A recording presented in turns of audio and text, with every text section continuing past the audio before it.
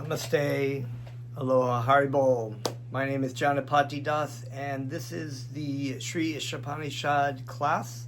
Today we will, after chanting some, we will read through mantra 3 of the Shri Ishopanishad, and we will read purports by His Divine Grace Jagad Guru Siddhaswarupanda and Shri Prabhupada from his 18 Pearls of Vedic Wisdom and Bhaktivedanta Swami Prabhupada's purport.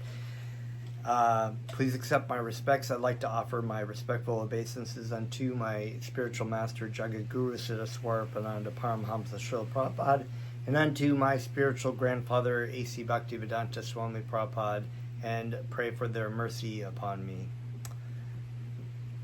And we will start by chanting, so please join along.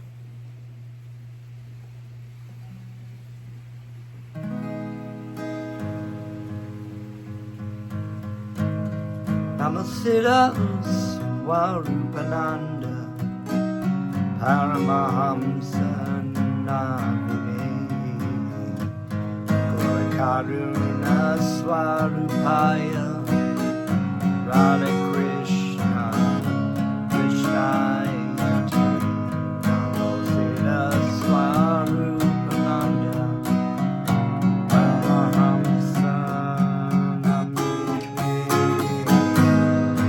Karuna Swarupaya, Radha Krishna, Krishna Iti, Namo Vishnu Padaya, Krishna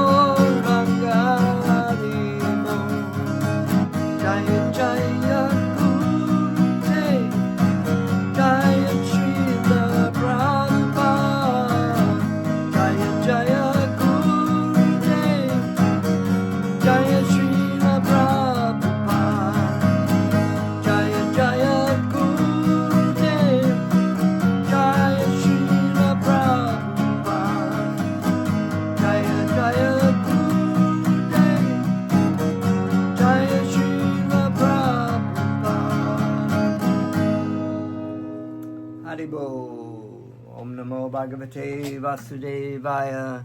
I was born in the darkness of ignorance, and my spiritual master opened my eyes with the torch of knowledge.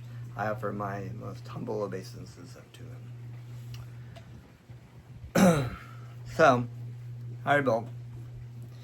We are continuing with Shri Ishopanishad,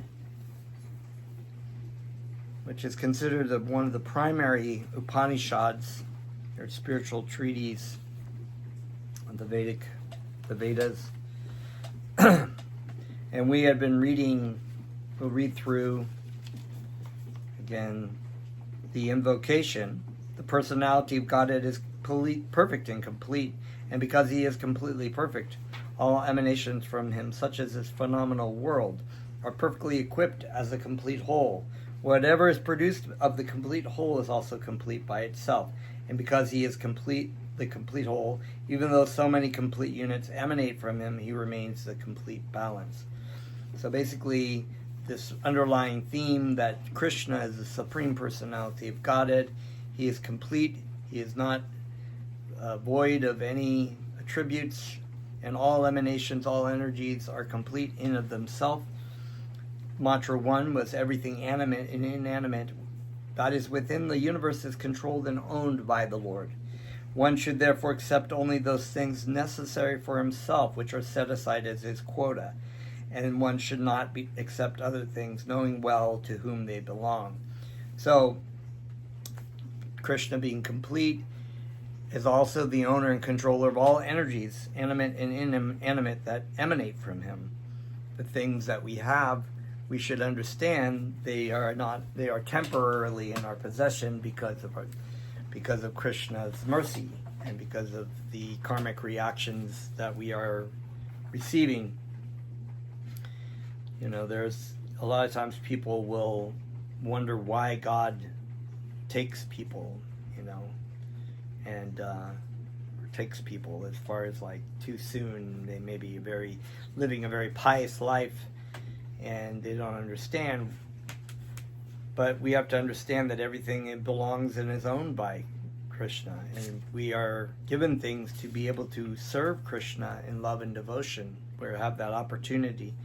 It's not the other way around, even though it's a very popular belief that if you pray to God, God will give you what you want, and you should pray to God for material goods, and so people pray to God thinking that God is their order supplier, or Jesus Christ is their order supplier, and if they don't get what they've been praying for, then somehow God is bad or God is not real, which is really an ignorant sort of way of looking at things. So then we read Mantra 2, which is one may aspire to live for hundreds of years if he continuously goes on doing work in this way, because that sort of work will not bind him to the law of karma, and there is no alternative to this way for man. So showing that God is complete, everything is owned and controlled, but then we understand this and we go about our way, our work, our duty in utilizing the things that God does give to us in the service of God. We can live happily without any kind of karmic reaction. Reading Mantra 3, Sanskrit. Ashura nama te loka, andena tama savrita, tams te preta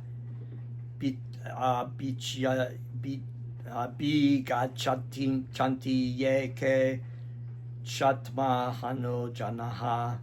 Asurya, meant for the Asuras. Nama, famous by the name.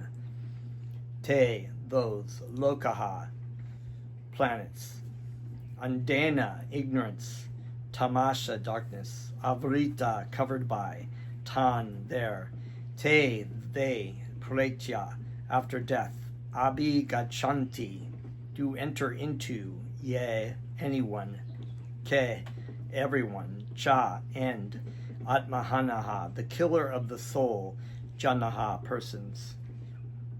Translation, Mantra 3. The killer of the soul, whoever he may be, must enter into the planets known as the world of the faithless, full of darkness and ignorance. So that's a very powerful, the killer of the soul. It brings to mind this saying of Lord Jesus Christ, what benefits a man who gains the whole world but loses his soul?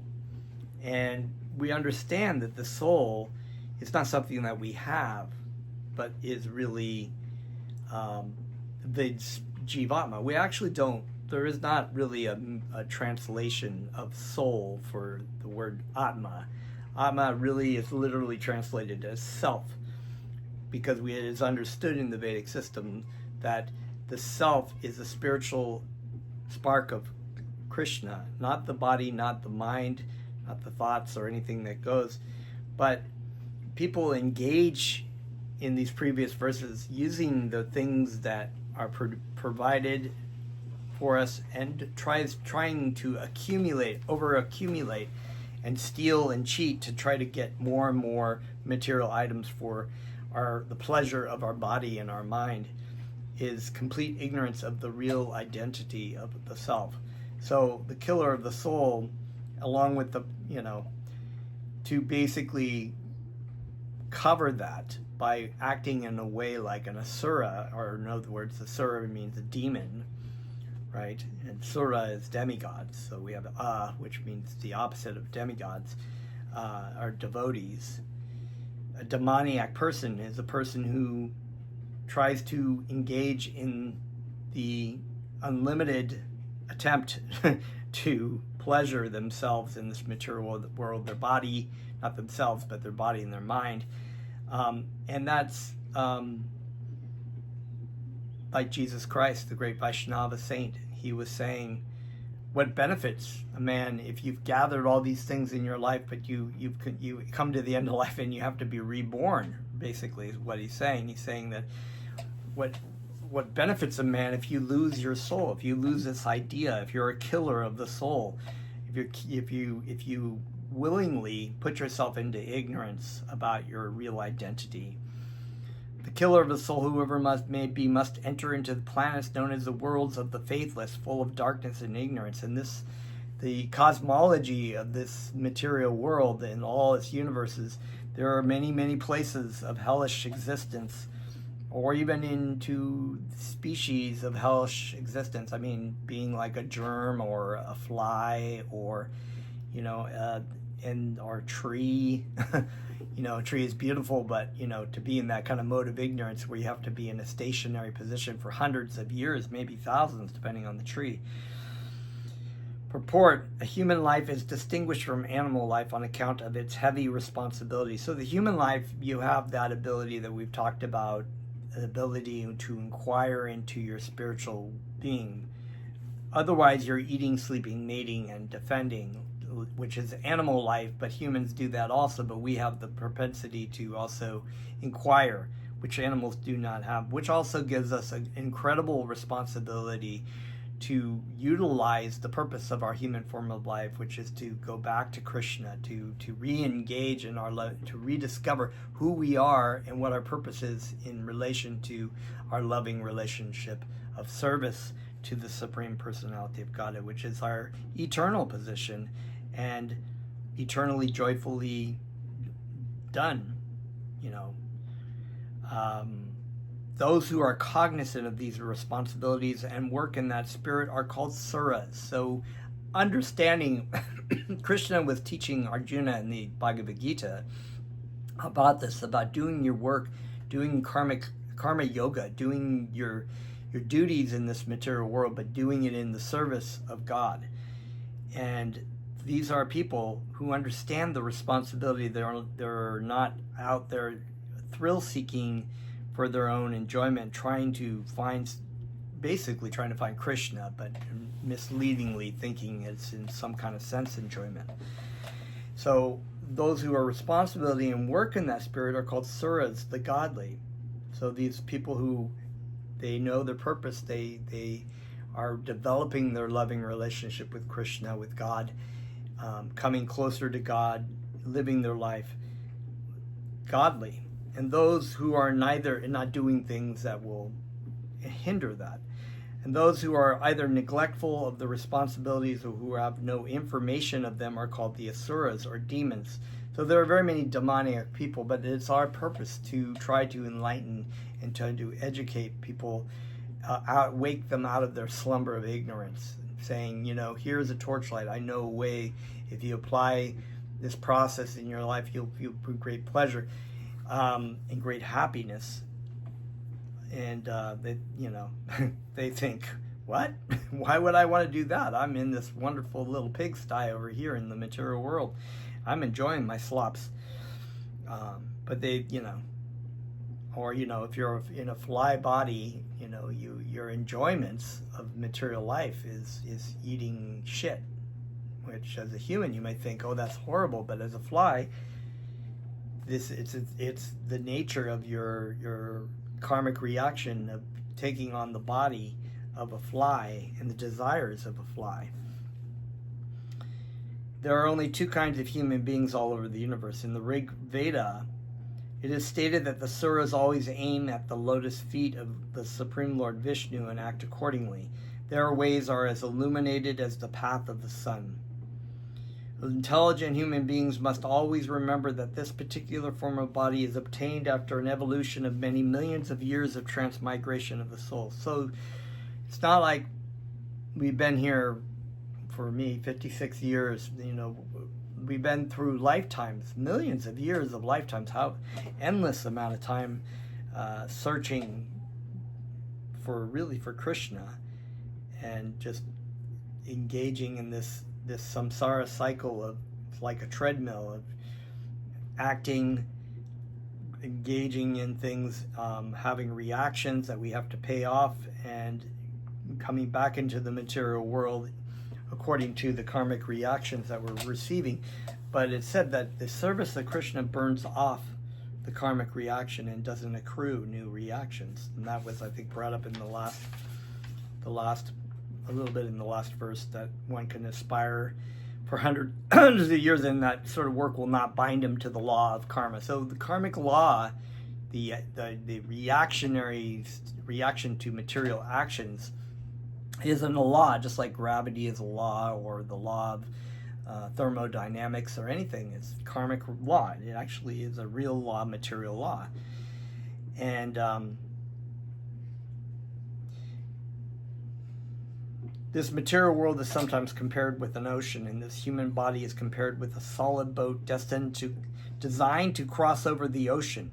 The Vedic scriptures and the Acharyas, or saintly teachers, are compared with the expert boatmen, and the facilities of a human body are compared with favorable breezes, which can help the boat smoothly ply to the desired destination. So depending on where our consciousness is, what we understand of our purposes, we can utilize those things that have been given to us, as stated in Mantra 1, as being the inanimate and animate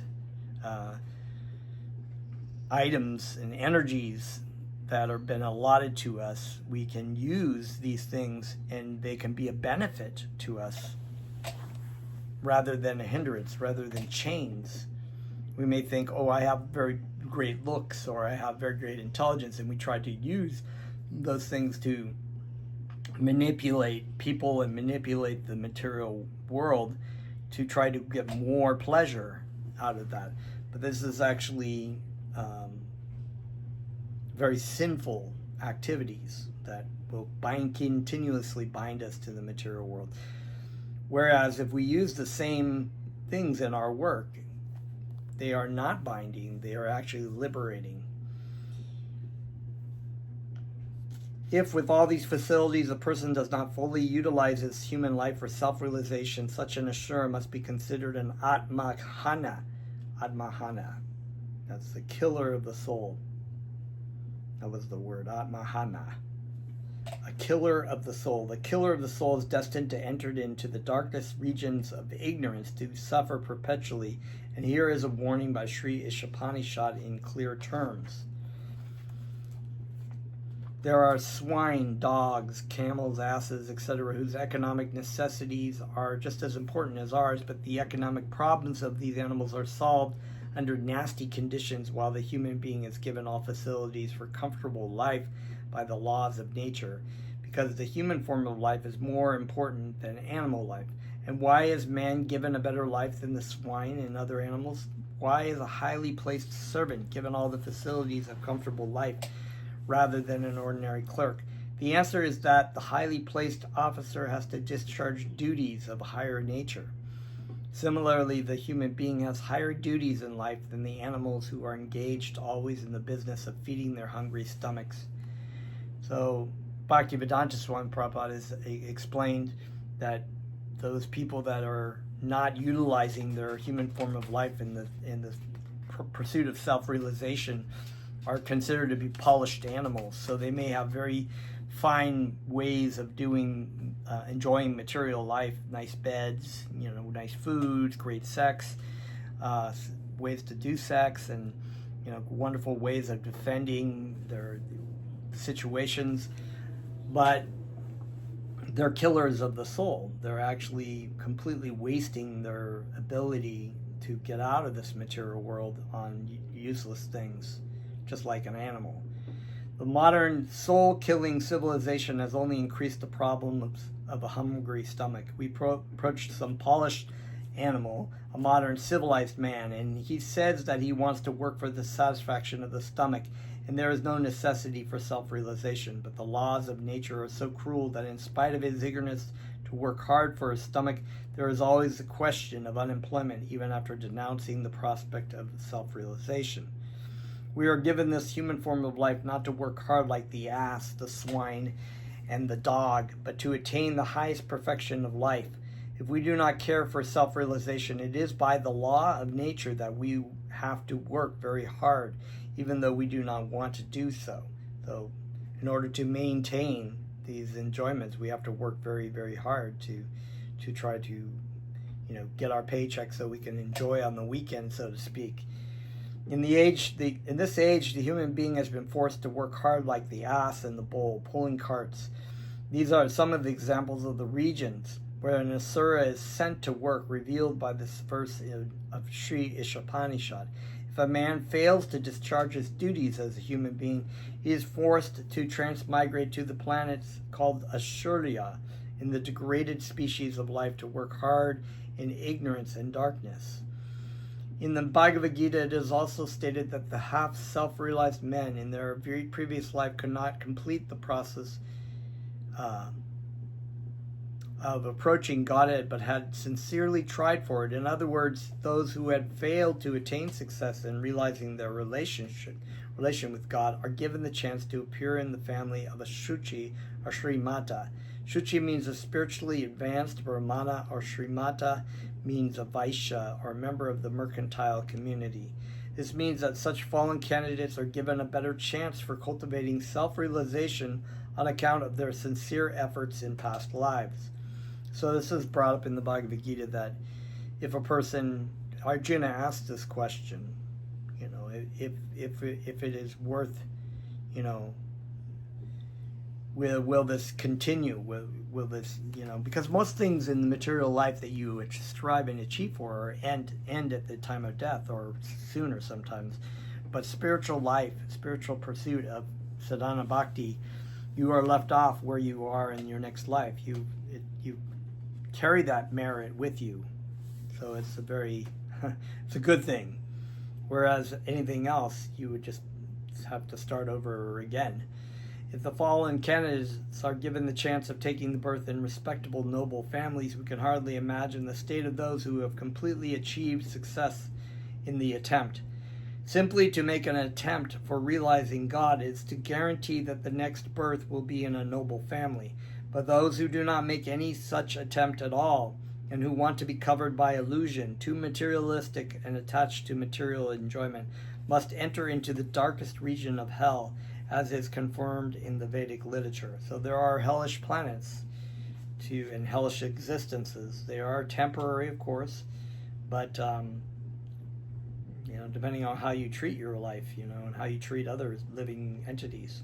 Such materialistic asuras sometimes make a show of religiousness with the ultimate aim of material prosperity. So a very important point to stress to the idea of praying for material goods, or trying to pretend that you're religious so that you can have a very comfortable material life, and we've talked about this before, sort of your game and your aim is to still enjoy materially here and in the afterlife. And so you act religious so you can get material goods, but this is actually a bad situation for you. The Bhagavad Gita, however, rebukes them as men called great on the strength of false perfection, empowered by the votes of the ignorance and by material wealth. The Pope? Such asuras, devoid of self-realization in the conception of Ishopanishad, the Lord, are sure to enter into the darkest regions. The conclusion is that we are not meant only for solving economic problems on a tottering platform, but we are also meant for solving the problems of the material life into which we have been placed by the conditions of nature. Okay, so that is the end of Bhaktivedanta's purport, and we're going to continue with Jagad Guru purport on mantra 3. The killer of the soul, whoever he may be, must enter into planets known as the world of the faithless, full of darkness and ignorance. Purport by His Divine Grace Jagad Guru. The human form of life is a life of great responsibility. So this, once again, he touches upon the point of the responsibility of the human form of life to come to know who you really are. There are 8,400,000 species of life, and the spirit soul or self transmigrates from one species to the next. So there's not one life to live, there's many lives to live, and we're just continuously living it in different forms. The human form differs from the lower forms of life in one most important aspect. In the human form of life, the spirit soul has the facility to achieve self-realization. That is, a perfect understanding of his relationship with God. So we can see that this is an extremely rare and important opportunity, that if we squander it, it is the greatest misfortune on our part, because we can just go back into a life after life until we maybe evolve back up to a human form of life again somewhere way down the line, And this could go on perpetually as long as and there are many people who are not particularly interested at all in, they're very interested in material sense enjoyment, but they're not very interested in self-realization at all. So we have a lot of work to do as devotees of Krishna to try to help people somewhat anyway, even if they consciously are not making a decision. We can give them chanting, we give them prasadam, and that mercy upon them will carry them eventually to their destination. If a person perfectly understands his relationship with God, if he develops his love for God, then he can get off the wheel of birth and death. I mean, that is a major goal, a major consideration to think about. Like, we do not want to continue to suffer birth, disease, old age, and death over and over again, suffering, heartache, breaking away from the people that we form other spirit souls that we form relationships with in this life, and being separated forever, separated from them, and then having to go through birth again as another species. We waste our time on trivial things like, the latest political thing. Is it right to cancel Jimmy Kimmel, or is it right to this or that, or is it right to vote for this person or that person, or use the whether I should go to Starbucks, or it's like so many things, like which movie am I going to go to? We have much graver things to worry about in our life, which is why it's important that we take upon our spiritual journey of coming back to Krishna. We should begin the chanting of Krishna's names. We should begin this process of sadhana bhakti in our lives, apply it in our lives, because life is short, and we don't really know how long we're going to be on this planet, in this body, in the human form. So the human form of life is meant to be the takeoff point to the spiritual world where there is no birth and death. Therefore, when a person comes to the human form of life, not only does he have the facilities that all animals have, sleeping, eating, mating, and defending, but also a higher facility. He has the ability to question, who am I? Why am I suffering? Why am I here? Is there a cause to all of this? Is there a purpose to my existence? The third mantra says that a person who fails to utilize his human form of life for spiritual realization ends up, after this human body is finished, taking on a lower species of life. In other words, if a person lives like an animal, interested only in those things that interest animals, eating, sleeping, sex, and defending, and not in spiritual development, then his life will be as an animal or some other lower form of life. And we engage in those things with a maddening pursuit, and it just makes us empty and unhappy and unfulfilled.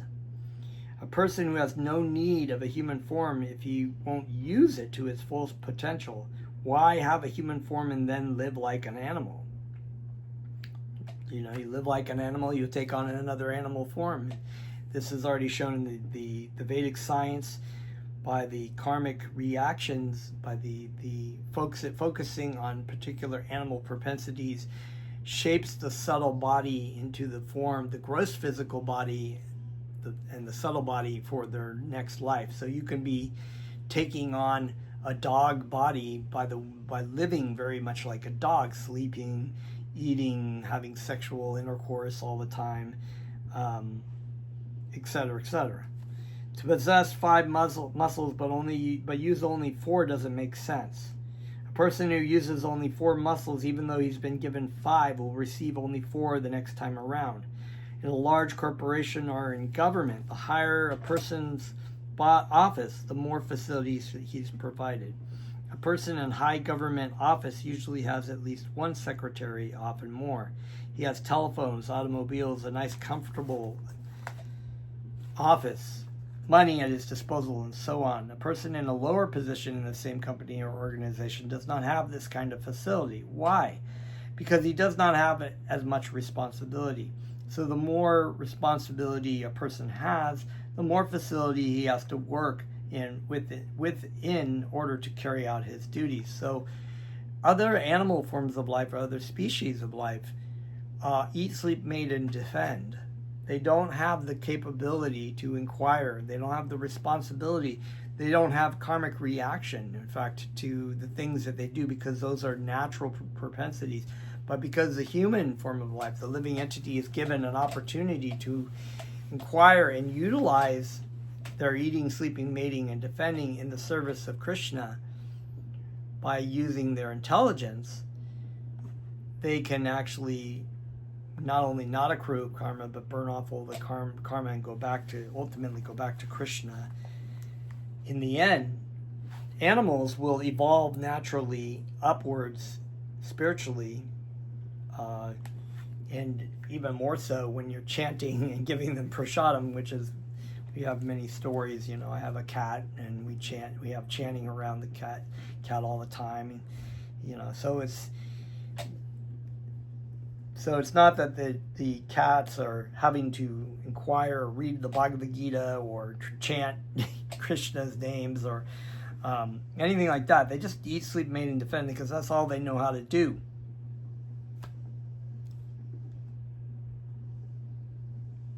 Now, if a person, so the more responsibility a person has, the more facility he has to work with in order to carry out his duties. Now, if a person in a high government office has a great deal of facility but uses it incorrectly, if, for example, he squanders money, wastes time, and so on, then his irresponsible actions will cause him soon to be demoted or fired, right, for that matter. By material nature's arrangement. And really another good point about this goes back to mantra 1, where we said everything animate and inanimate belongs and is owned by Krishna. So we understand, if you're in a high position in a company, even if you're the CEO, you do not technically own that company. it belongs to the shareholders, or if you're working in middle management, you have a responsibility. You don't just walk out of the office with desks and computers, and you know that belongs to the company, and you know that the money that you're allotted to use within that company is for the company's purpose, right? So you're given money, but if you are squandering or embezzling the money from the company, you will lose your capability. So that's a similar thing. So similarly, the living entity in the next life will lose their ability because of their irresponsibility. We have to be responsible as humans. It's a wonderful thing. You know, we teach our kids to try to be responsible citizens of a nation, but do we really teach them how to be responsible humans? Not just, responsible humans with the knowledge that they are a spirit soul, and that their body and everything that they have is on loan, that they may humbly submit that to Krishna in his service. By material nature's arrangement, at some time or other, a person is automatically transferred to a human form of life or put into a higher office with a higher facility. This human form of life offers the facility to achieve spiritual perfection. If, however, a person neglects his responsibility and misuses his facility, misuses his time, his energy, his relatively comfortable position, then he will again descend to a lower species of life. And so people don't understand that they are engaging in a race to try to accumulate some kind of happiness and some kind of status for their own pleasure and their continually growing pleasure that doesn't bring them any happiness, without thinking that somehow that is the goal, like I've lived a good life. But the reality is that all that will be taken away from you, and also your ability to spiritually progress will also be taken away from you. You have falsely used what has been allotted to you, what has been as the mercy of Krishna, what has been given to you to be using in the proper service. You have not used it in that way. And many people are like that. They waste their time with doing stupid shit all the time. Stupid, wasteful time, wasteful things in the pursuit of an unachievable goal. And unfortunately, people in the world do not appreciate the human form of life is meant for more than just eating, sleeping, mating, and defending. Now, obviously, economic development is necessary. So that's another point, is that we're saying that you have to maintain your body. You have to, it's not like you're a monk in the sense that you can get married, you can have children. So there is sex involved. There is, everything is regulated. We have you have to defend things. There are bad people out there. You have to defend yourself and defend your family against. That's not what this is saying. It's just saying that when that becomes like the goal, all over goal, then that is the problem. Now, obviously, economic development is necessary. People must have enough to eat. They must have the necessities of life to keep their body fit, healthy, and strong. All those things, of course, keeping your body fit, your mind strong, doing those things to maintain your body's health in the service like a temple, right? That's why it says in the Bible that the body is a temple. It is a temple. You wouldn't like shit all over your temple, be fucking in your temple all over the place. And sorry, I'm very swearing today. I'm sure my mom would not approve. But you get the point. I mean, it's like we use our body as a temple. We maintain it so the service of Krishna, so that we're healthy. We have a lot of energy and ability to serve our spiritual master in Krishna. And of course, some defense is needed, but in today's society, human beings are interested in almost nothing but eating, sleeping, mating, and defending. For example, in the West, sex is glorified to no end. Yeah, more and more so. The weirdest of things. People just getting all perverted and getting, switching their sexes and, just pedophilia, and it just go downhill as Kali Yuga progresses.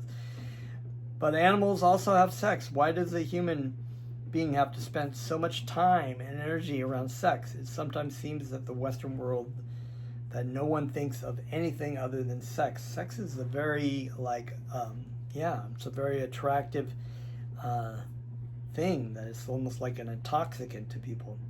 This preoccupation is a tragedy, a waste of the human form of life. And if people are not engaged in thinking of sex, trying to figure out how to get sex, or worrying about some disease that was caused by illicit sex.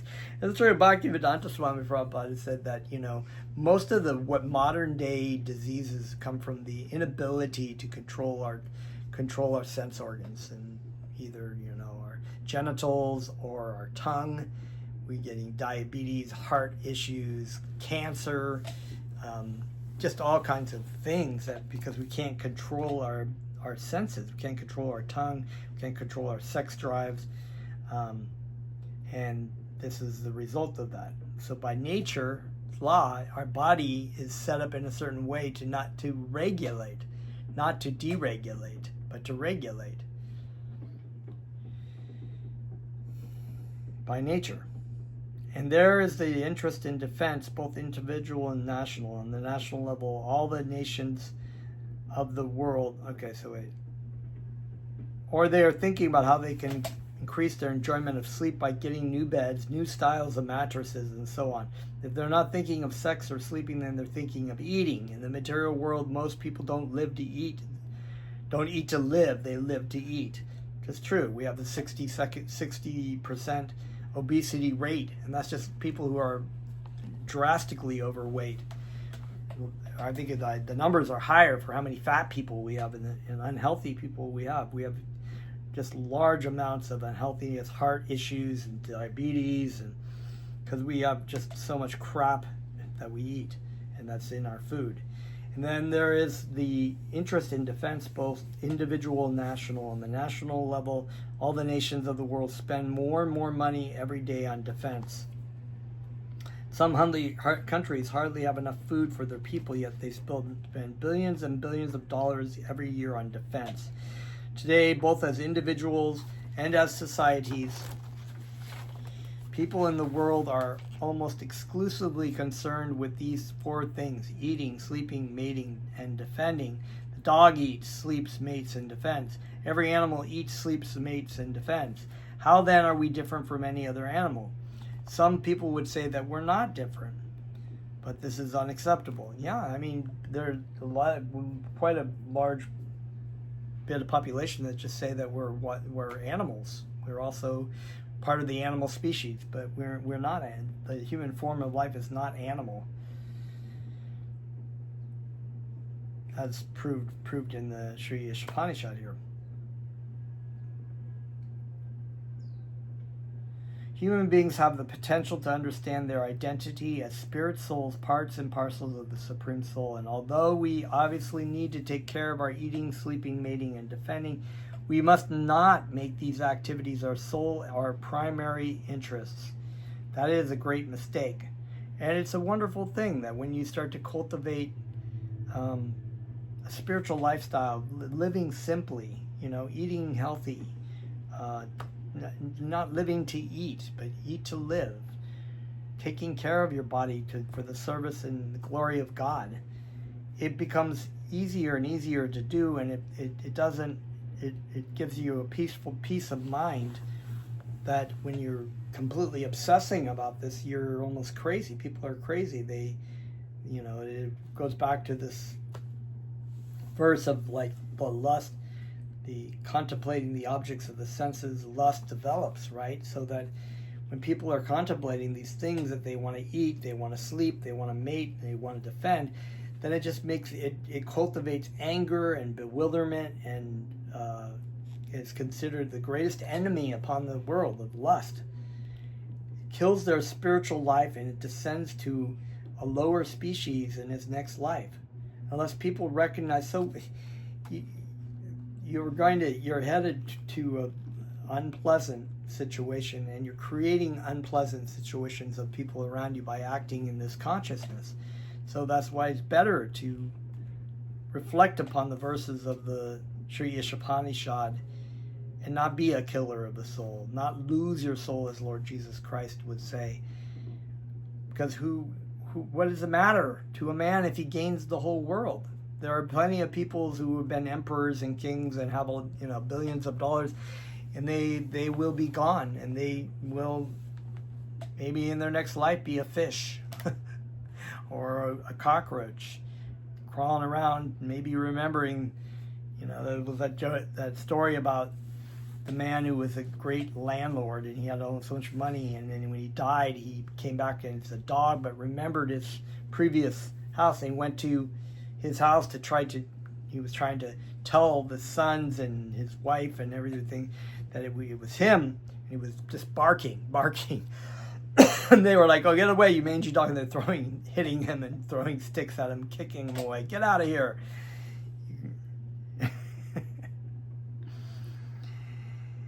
This is a great mistake. Okay, and although we obviously need to take care of our eating, sleeping, mating, and defending, we must not make these activities our sole or primary interest. This is a great mistake. The third mantra says that a person who places all his interest on eating, sleeping, mating, and defending kills his spiritual life and descends to a lower species in his next life. Unless people recognize the distinction between the body and the spirit soul, and therefore the need for spiritual as well as material food, this body will become increasingly hellish. In his book, Small is Beautiful, noted British economist E.F. Schumacher wrote, "Wisdom enables us to see the hollowness and fundamental unsatisfactoriness of a life devoted primarily to the pursuit of material ends to the neglect of the spiritual. Such a life necessarily sets a man against man and nation against nation, because man's needs are infinite, and infinitude can be achieved only in the spiritual realm, never in the material." So wonderful quote. My spiritual master quotes E.F. Schumacher a lot. So this guy is very enlightened about that. Basically says it takes wisdom to understand that this endless pursuit of overconsumption is not achieved by trying to do more materially, but from a spiritual necessity and understanding. In fact, no matter how much sense gratification a person gets, he will never be satisfied. Material food, material things, material sense gratification cannot satisfy the spirit soul within the body. Just as the body needs material food, so the spirit soul needs spiritual food. To try to satisfy one's spiritual craving with material things leads to endless consumption, greed, envy, violence, and war. That it's just so clearly connected to that. And people are wondering, why can't people get along? Why are we so divided? Why is there always war? Why is there racism? Why is there environmental degradation and greed and hatred? It's like it's right there in that connection of this spiritual craving. Western people have as much sense gratification as one could ever want, yet they are not satisfied. I mean, it's crazy, because I've lived in third world countries where people have very, very little, and they don't have food for days. They have to go walk miles to get water. If that water is clean, we don't know. They don't have electricity. They don't have really easily access to medical facility. But in the West, we have all these things, but yet we have such an overabundance of suicide, drug use, hatred, violence, which is baffling sometimes to people from other countries, because they're like, well, how is it that the United States has so much money and yet so many problems?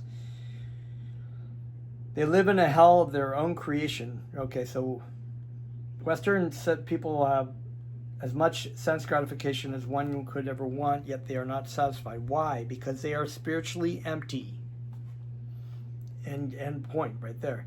They live in a hell of their own creation, which is full of anxiety, lust, greed, and anger. They do not know who they are. They identify their bodies as themselves.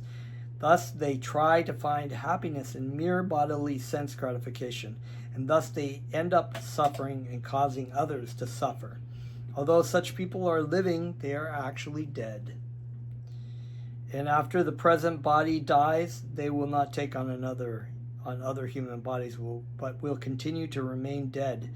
They will take on the bodies of lower species of life. So the point being that they're not going to remain, their body is not going to remain dead, but that they're continue but into lower species of life because of their activities in